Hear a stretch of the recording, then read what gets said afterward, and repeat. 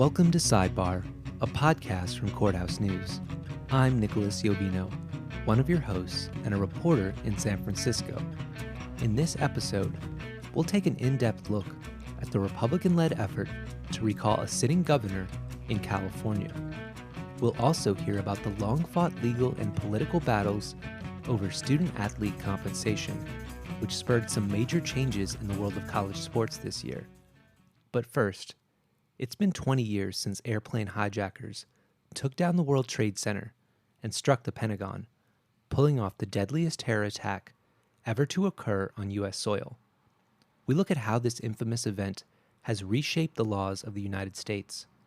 Denver-based reporter Amanda Pampuro investigates the enduring debate over growing government surveillance powers in the wake of 9/11. Third floor, Government Information Library, wooden door. Oh, so you're on the fourth floor. Oh. With my help. If you go down the stairs, the thing is these floors, I will say, are a little bit wonky. This is it. I am standing in the Government Information Library on the third floor of the Norland Library at the University of Colorado Boulder.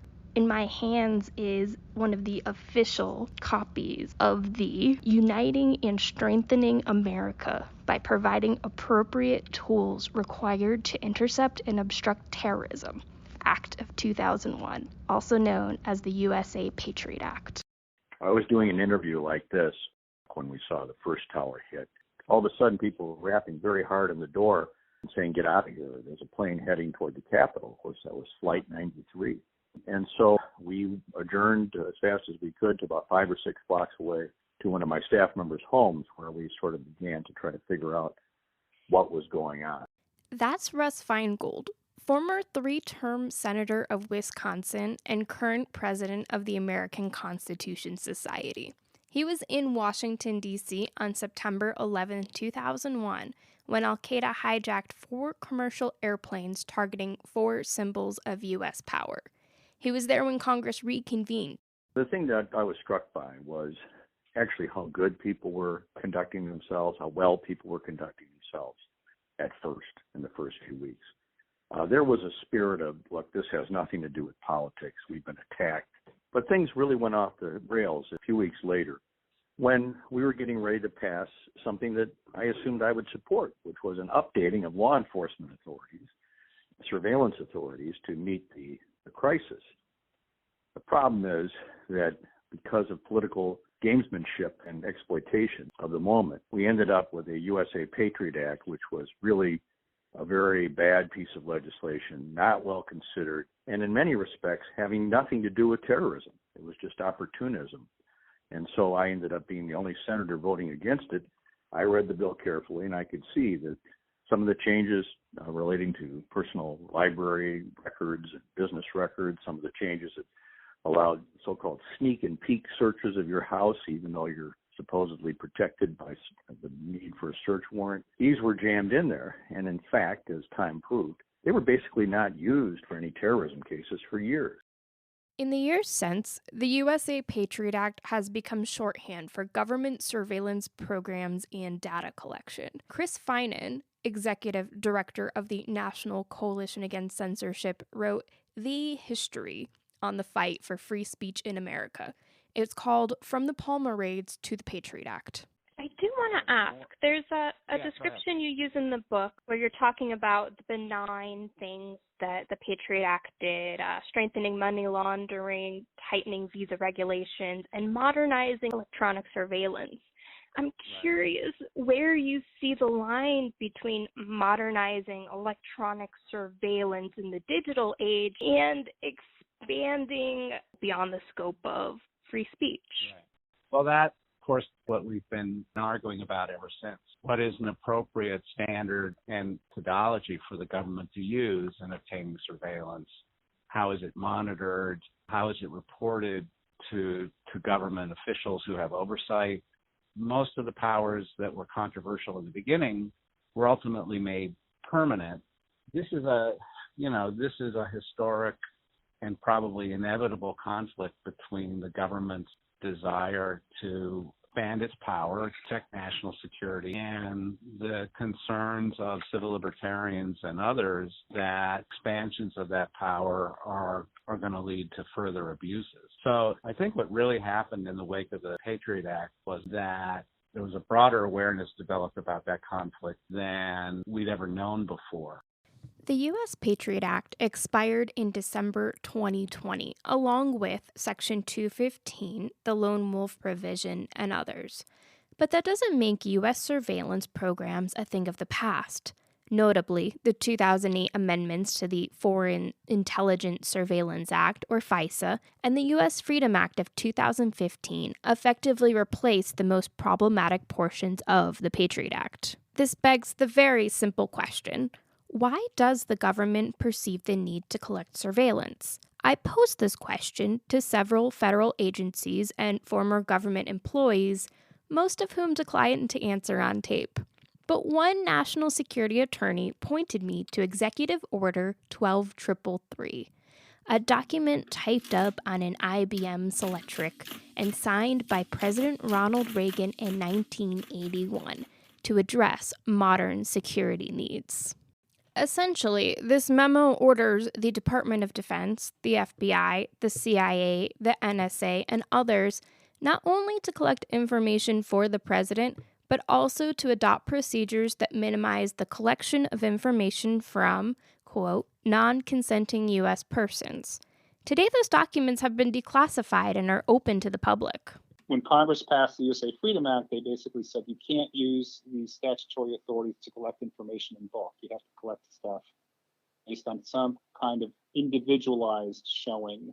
This is Alex Joel, a senior project director and adjunct professor at the American University's Washington College of Law.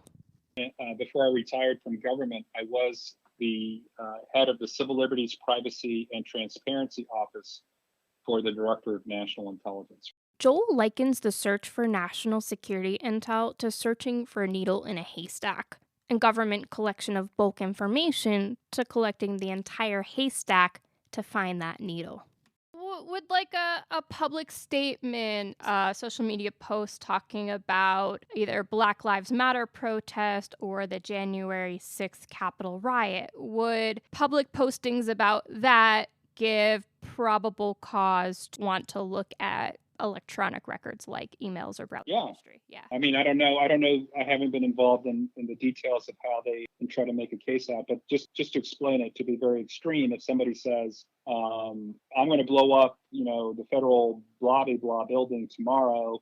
I've got the bomb and I'm on the way and here's a picture. Yes. So that would definitely provide probable cause or whatever authority is needed to research or search, arrest the person, et cetera, et cetera. Versus if somebody says, I disagree with this administration's policy. I think they're a bunch of idiots. They don't belong in office. Like that would be a First Amendment free expression issue. And that would not be something one could use as the basis for further action, including in an application to a court. You have to look at it like any other piece of information and say, is this specific enough that it gives me reason to believe that something's going on here? Or is this just an expression of someone's views? Is the government collecting more data and surveillance today in general as opposed to the pre-9/11 world?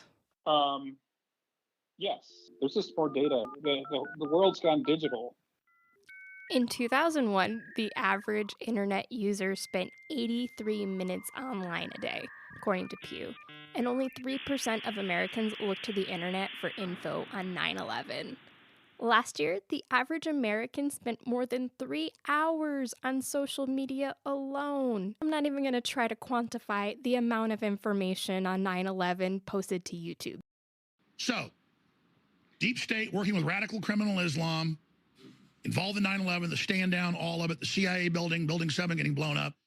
It's really by virtue of the explosion in digital technology that everybody is collecting more information than they ever have in the past. I think that's something that everybody has to wrestle with, including intelligence agencies. To complicate matters, everyone is using the same websites to communicate. There is no Facebook specifically for would-be terrorists.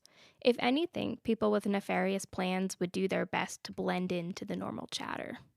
What I always tell my students, we have to make sure that the legal framework does two things. We want the nation to be protected. We need to authorize agencies whose mission it is to protect the nation to be able to do their jobs. But at the same time, we want to protect ourselves against those agencies. We don't want those agencies to go too far. We need to constrain them, restrain them, and oversee them to make sure that we're protecting people's privacy. Otherwise, we're going to create a surveillance state, a dystopia. We're going to create a terrible government. So we need to both authorize and restrain at the same time. When the USA Freedom Act passed in June 2015, then Senate Majority Leader Mitch McConnell is quoted as calling it a resounding victory for Edward Snowden. Because the law contained additional oversight and disclosure requirements, government watchdogs also considered it a victory, but not one easily won. None of those things came about because the government unilaterally decided that they needed to increase our due process and increase our checks and balances. My name is Cindy Cohen, Executive Director of the Electronic Frontier Foundation. Changes were brought about by us, by the civil liberties community and ordinary citizens and members of Congress who demanded at least some additional protections for us. Example, the FISA Court. The USA Freedom Act contained a provision that, frankly, my team at EFF was largely responsible for getting in there to strengthen the FISA Court and to make sure they could appoint an independent amicus to brief them on things so they didn't just hear from, a slanted one-sided view from the government and try to sort out what was right. That amicus provision didn't get there because the government decided to increase the checks and balances. It got in there because we fought tooth and nail to make sure that was in that provision. We had members of Congress stand with us. We had former members of the FISA court stand with us, and we got it into that bill and we got it passed. So, yeah, we've gotten some increased due processes and checks and balances, but it hasn't come because the government decided that they needed to up this. They fought every single one of them.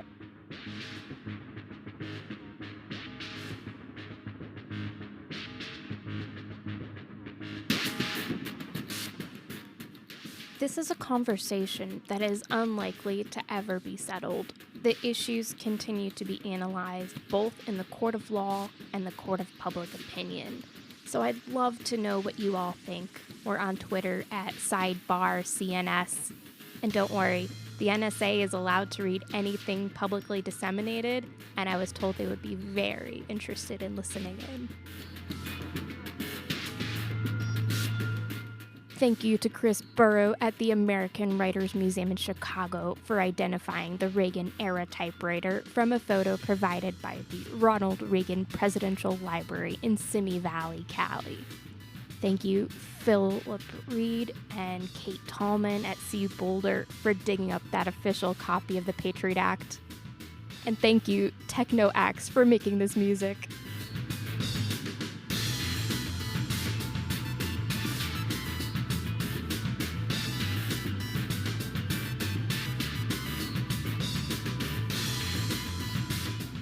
You can find more coverage of the ongoing debate over government spying programs at courthousenews.com.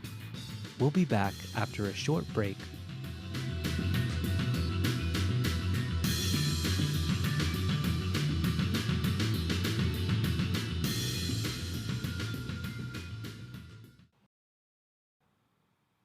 At a time when California is struggling to contain wildfires and fight the COVID-19 pandemic, the state's governor is facing his own political crisis. A long list of opponents is vying to replace Governor Gavin Newsom in a recall election this month. San Diego-based reporter Bianca Bruno explains how this long-shot recall campaign made it on the ballot and how it could shape the political future of a rising star in the Democratic Party.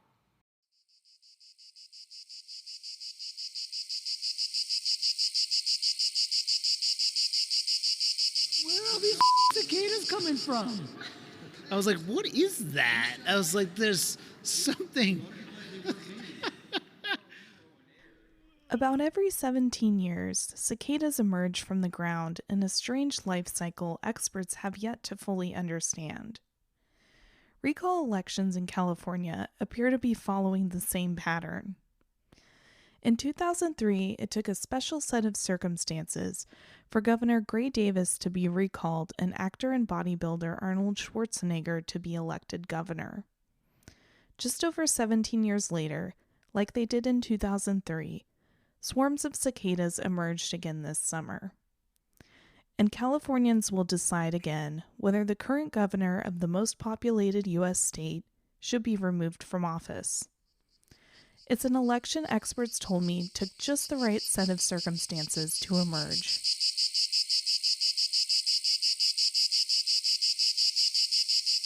This time around, California Governor Gavin Newsom must defend his seat as the state's leader before he's even completed his first term in office. Nick Cahill, the Sacramento politics reporter for Courthouse News, told me state Republicans have been after Newsom's seat ever since he was elected in 2018. The motto for the recall proponents overall has really been try, and try again. They've failed 5 times to gather the necessary signatures to qualify the recall. Literally the day he was inaugurated, these recall petitions started. So 5 times they came up empty, but they finally came through on this 6th try. Once it became clear that they were going to meet that threshold, the state GOP latched onto it quickly, and it has now become their highest priority of unseating Governor Newsom. But how were Newsom's opponents successful? For one, they were handed a court victory which extended the time they had to gather signatures to certify a recall election by 4 months. The constitutionality of that court decision is still being questioned.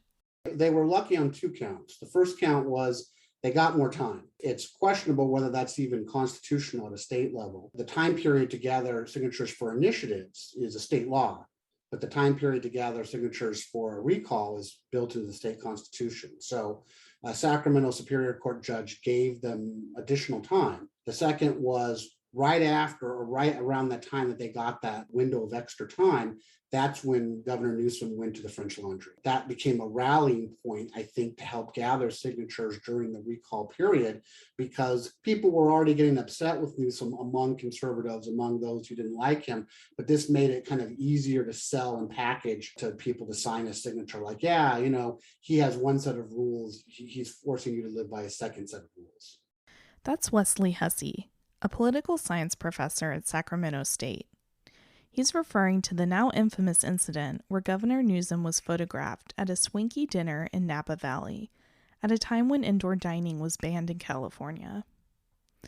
Newsom's pandemic restrictions enforced in the Golden State have been one of the major selling points of his recall proponents.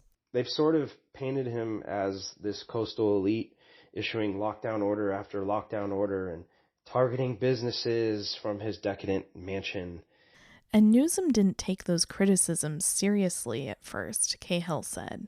First, Newsom and the party largely ignored the recall petition in the final days before, it was put on the ballot by elections officials. They were still sort of mum and just kind of saying, we're focused on the pandemic. We're focused on California's issues.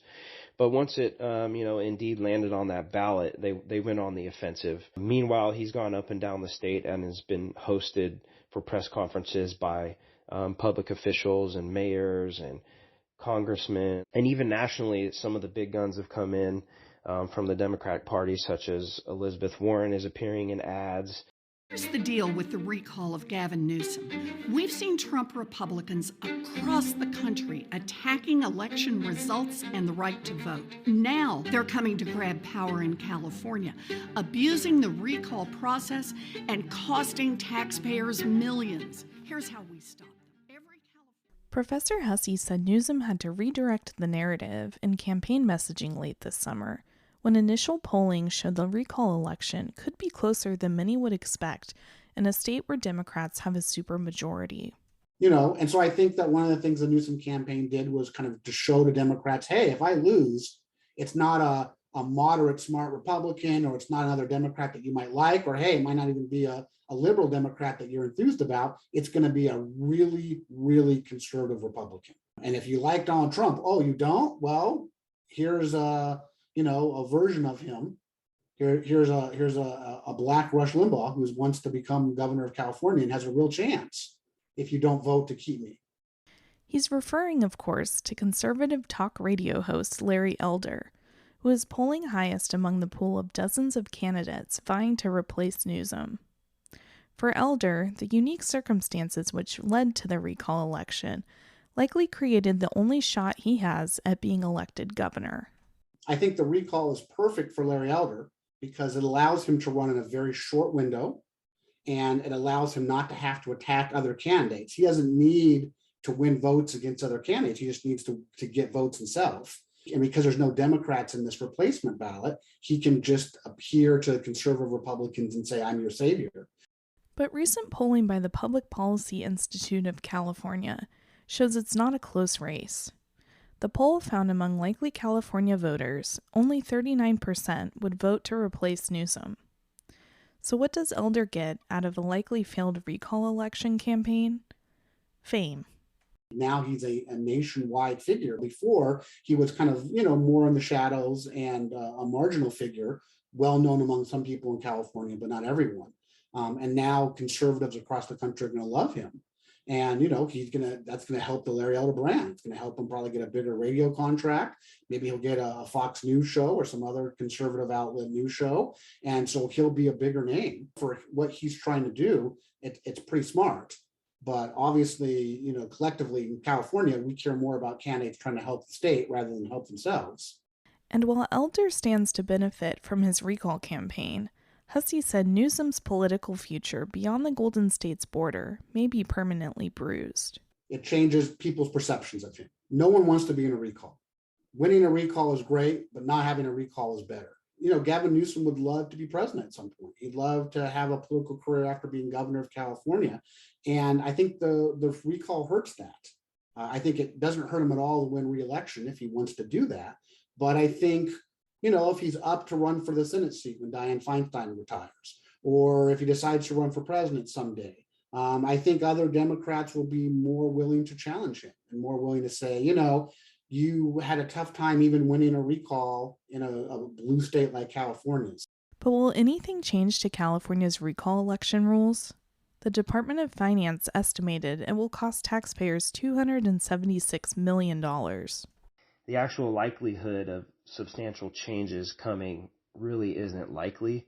Major tweaks, to California's recall system would involve amending the state constitution, and placing, something like that on the ballot requires a ton of heavy lifting. It's also important to keep in mind that 2022 is an election year, so the appetite and the resources and the fundraising to sort of get a constitutional amendment like that on the ballot are probably going to be slim to pull from.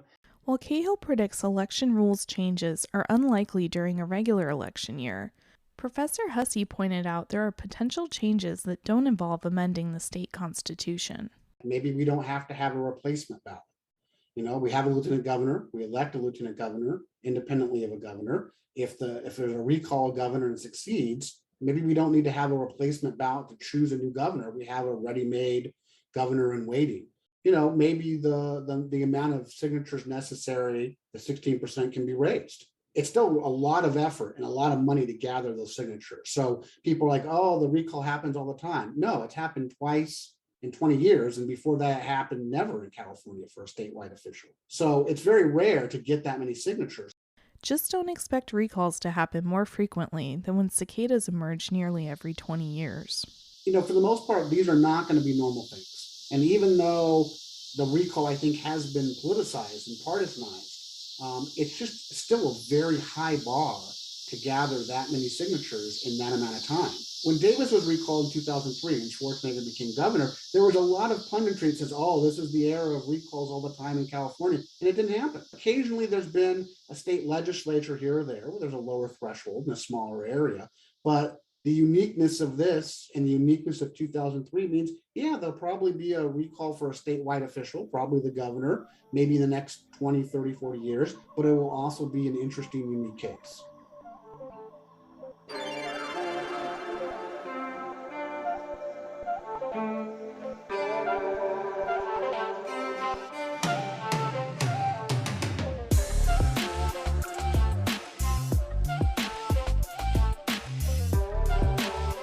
You can find recall election results and more coverage of all things Sacramento politics at courthousenews.com.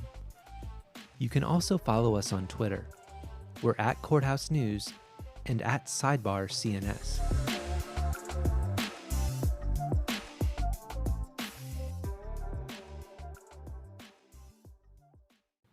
For our last segment, we turn to an issue that's top of mind right now, as college football season kicks into high gear.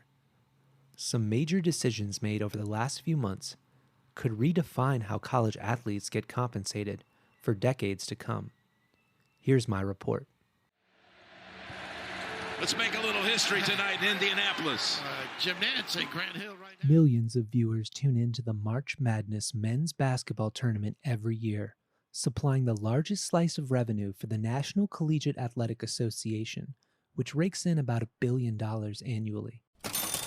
Most of that money helps fund athletic programs at colleges across North America, but in recent years, pressure has been mounting on schools to share more revenue with student athletes whose labor has helped turn college sports into a multi-billion-dollar industry. There are now billion-dollar television contracts. There are many, many coaches, including assistant coaches, who are making more than $1 million, if not closer to $10 million. There are these gold-plated facilities, and all the while, college athletes, their compensation, if you want to call that, has been flat, while spending everywhere else has increased exponentially. That's Gabe Feldman, director of the sports law program at Tulane University in New Orleans. The NCAA has restricted athlete compensation for decades, arguing such rules were necessary to protect the integrity and popularity of college sports. But this year, a Supreme Court ruling and new state laws have forced the NCAA to ditch some of its old rules, making 2021 potentially the biggest year of change in college sports history. Oh my God! The most amazing, sensational, dramatic, heart-rending, exciting, thrilling finish in the history of college football. The push to expand rights and compensation for student athletes has been building momentum for over a decade. One pivotal moment came in 2009 when former UCLA basketball star Ed O'Bannon sued the NCAA for featuring him in video games without sharing a cut of the profits. In 2015, the Ninth Circuit found student athletes are entitled to compensation in the form of tuition for the use of their names, images, and likenesses. Here's O'Bannon talking about why he decided to sue on the TV show Exhale in 2018. I saw my likeness on a basketball video game. I said, wow, they're still making money off of my likeness, off of my face, off of the things that I did 15, 20 years ago. And I thought that was just... it's wrong. It's wrong, yeah. Absolutely. More lawsuits followed, including one brought by former West Virginia University football player Sean Alston. Alston, you can just imagine this forward lean right here. You thought he was stopped for a His second. suit merged with other cases and eventually made its way to the U.S. Supreme Court. We will hear argument this morning in Case 2512, National Collegiate Athletic Association versus Alston. You just heard Chief Justice John Roberts introducing the Alston case during oral arguments this past March. The court issued a unanimous opinion in June, striking down the NCAA's limits on education-related benefits, but it upheld the association's right to ban cash payments and other perks unrelated to education. Professor Feldman told me how that ruling could affect the lives of student athletes for decades to come. That could lead to significant benefits that athletes haven't been able to get in the past. It could be a better laptop. It could be a musical instrument. It could be any number of things. It also could be cash. You get $1,000 if you hit a certain GPA benchmark or something like that. The cap that would be on those cash payments at this point would be about $6,000. But that's obviously a very meaningful amount of money for most people, particularly for college athletes. You might be asking yourself, why would the NCAA oppose lifting limits on educational benefits? It's a question I had too, so I asked NCAA lawyer Rakesh Kilaru of the firm Wilkinson Steckloff. I know sometimes people sort of raise eyebrows at that. Why would you oppose additional educational benefits? And really that came down to two things. first, as the trial unfolded, what the judge eventually said she was going to order, or permit at least, was an additional $5,000 plus in cash. And this was labeled cash tethered to education, but at least from our perspective, it didn't look that different from what had been ordered by Judge Wilkin and then denied by the Ninth Circuit in the O'Bannon case. Just a quick note here. Kalaru is referring to the Ninth Circuit's 2015 ruling, which held that the NCAA could not limit tuition-related compensation for athletes, but that it could ban cash payments. I think there were real reasons why the Ninth Circuit said cash might be a concerning thing to provide. It could lead to abuse. It could lead to payments for things that aren't necessarily educationally related. But I would say even more importantly, it could change the relationship of student athletes to their institutions from an educational and athletic kind of hybrid to more of an employment relationship. And that's something that the NCAA has always been concerned about and that institutions have always been concerned about. One part of the Supreme Court ruling that got a lot of attention was a scathing side opinion by Justice Brett Kavanaugh. The Donald Trump appointee wrote that all restrictions on student-athlete compensation could be illegal. Professor Feldman explains. Justice Kavanaugh, in his concurrence, wrote one of the more scathing concurrences you'll read and said, although the issue is not in front of me, I'm not convinced that any of the NCAA's rules are justifiable under antitrust law, or at least the athlete compensation restrictions, because if any other industry tried to do this, if Google and Apple and Sony and Microsoft tried to get together and restrict the compensation of their employees, that would clearly be illegal, and in fact has been held to be illegal. But Feldman warned that people shouldn't read too much into Kavanaugh's opinion. Although it's striking that a conservative justice like Justice Kavanaugh wrote that concurrence, it's maybe even more striking that nobody else joined that concurrence. So none of the other justices, at least in this case, were willing to adopt that reasoning. The High Court's unanimous opinion, penned by another Trump appointee, Justice Neil Gorsuch, wasn't a total loss for the NCAA. Gorsuch wrote that the association could still prevent schools from handing out perks unrelated to education, such as a luxury sports car to help a student get to class. In that way, Kalaru says the Supreme Court preserved the NCAA's right to set rules on what is and is not a legitimate educational benefit. And even Alston recognizes in a lot of places that there have to be some rules and restrictions in place in order for college sports to function. So there's the kind of notable example Justice Gorsuch gave of the no Lamborghini rule. So certainly it's a significant opinion. Again, it's a unanimous opinion, so you have to take that seriously. But I think it's too early to say whether it's a game changer or some kind of broad brush reworking of college sports. Still, Kalaru acknowledges that the opinion could lead to more lawsuits being filed against the NCAA. I don't think you can lose a case 9-0 and not think it has to have some impact, even though I have my doubts that Alston is quite as broad as many have interpreted to be. The fact remains there is a Supreme Court decision that at least some people could read to suggest that large segments of the NCAA rulebook are subject to question. And I'm not saying I agree with that, but I'd be a little surprised if there wasn't more litigation over the coming years. Another major change came this past July, when the NCAA, for the first time, started letting athletes make money from corporate sponsorships. The new policy debuted after 18 states passed laws giving student athletes the right to profit from their names, images, and likenesses. Marketing and advertising can and must rise to new heights. Most of those laws took effect July 1st, the same day the association rolled out its new policy. Student athletes can now make money by promoting brands on their social media feeds or appearing in TV and radio advertisements. Professor Feldman says this change has opened up all kinds of new financial opportunities for student athletes, and not just those at the top schools who play the most popular sports. It's a different market than professional sports. In professional sports, you're looking at the major markets in the country. In college sports, it's actually some of the smaller towns, the college towns, the Tuscaloosas, the Baton Rouges, where the athletes probably have more value than they would in New York, because these are such passionate college towns. And whether you're the football player or the soccer player or the swimmer, people want to have a connection with you, and people see you as a way to raise the profile of their business. So we're seeing lots of athletes at lots of levels, both men and women, that are making money off their name, image, and likeness. The NCAA has always maintained that relaxing compensation rules could turn amateur athletes into paid professionals and threaten the integrity and popularity of college sports. But some critics say the association has an ulterior motive. I asked NCAA lawyer Rakesh Kilaru what he thinks about claims that his client cares more about protecting profits than doing what's best for student athletes.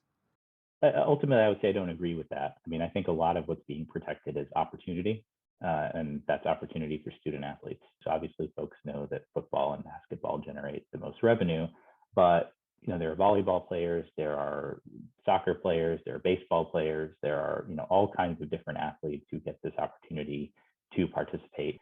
And a large part of the budgets for those sports are driven by the revenue that's generated by some of these so-called higher revenue sports. So every year, the NCAA takes the vast majority of the money that's earned through the March Madness basketball tournament and sends it back to the schools in the form of distributions and other forms of share. And that distribution and those shares then form the vast majority of the budgets for athletic departments that fund all of these other sports. Kilaru says paying male basketball and football players more than female athletes could raise questions about gender equality and compliance with Title IX, a federal law that guarantees equal opportunity for all genders in public education.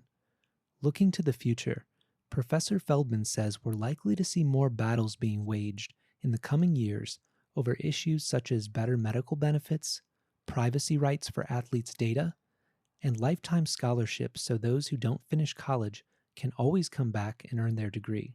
There are many, many other big, if not bigger, issues that are maybe more systemic and more structural that impact college athlete welfare. So I think ideally in a year or two, you'll see college athletes have not only greater rights to compensation, but also greater medical health and safety protections. Meanwhile, the legal brawls will continue to play out in court. The NCAA is currently fighting a federal lawsuit in Northern California over its restrictions on name, image, and likeness deals. It's also fighting a suit in the Eastern District of Pennsylvania that says student athletes should be treated as employees, paid wages, and given full employment benefits. You can find more coverage of those lawsuits and other cases involving student athletes' rights at courthousenews.com.